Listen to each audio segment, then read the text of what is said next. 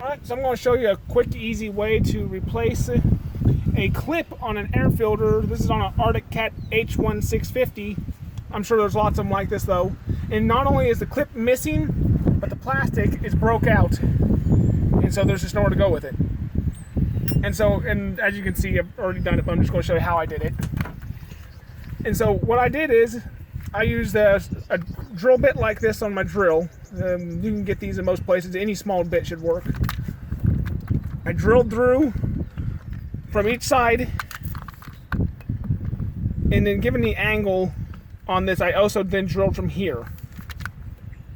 So that way I got it cleared through. After that,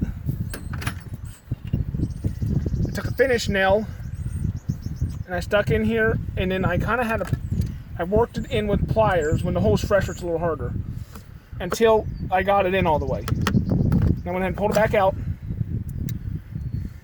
cut the head off, get your length about right, then cut the other end off, then put it back in. And another thing I did, I had to take a pocket knife and I shaved this down in here a little bit, and you'll see why, because this moves the clip in a little closer and you probably won't have room for the clip to get in there. Then put that in. Got a new clip here.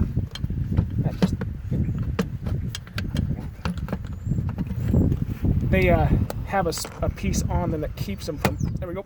You can see there's kind of a notch there that keeps that so it doesn't fall off. And there you go. It's good as new, or maybe better, because it's no longer a plastic piece. So there's a quick couple-minute fix that just completely solves the problem if you have a broken clip on an air filter box like this.